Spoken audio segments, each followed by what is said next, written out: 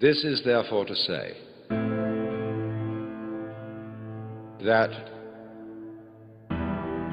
transformation of human consciousness through meditation is frustrated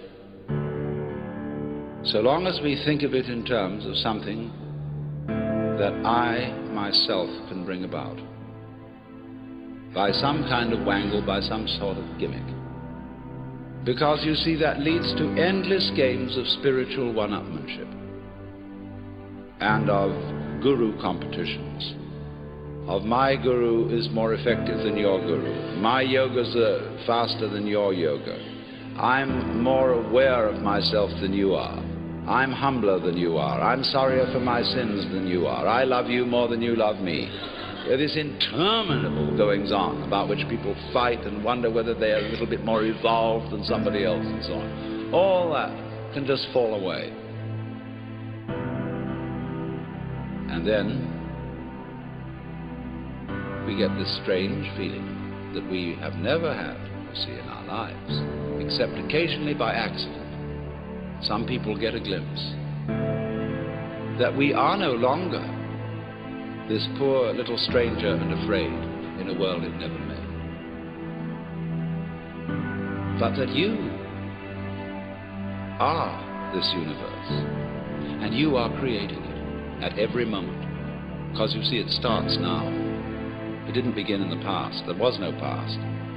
See, if the universe began in the past, when that happened, it was now. See, well, it's still now. And the universe is still beginning now, and it's trailing off like the wake of a ship from now. And that wake of the ship fades out, so does the past. You can look back there to explain things, but the explanation disappears. You'll never find it there. Things are not explained by the past. They're explained by what happens now. That creates the past, and it begins here.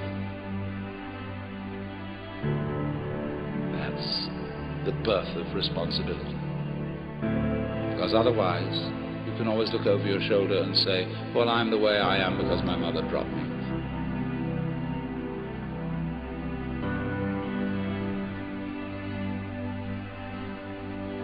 And she dropped me because she was neurotic, because her mother dropped her. And away we go back to Adam and Eve, or to a disappearing monkey or something. We never get at it.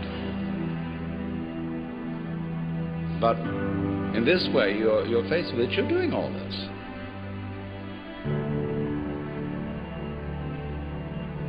And that's an extraordinary shock. So, cheer up. You can't blame anyone else for the kind of world you're in. And if you know, you see that I, in the sense of the person, the front, the ego, it really doesn't exist, then it won't go to your head too badly if you wake up and discover that you're God.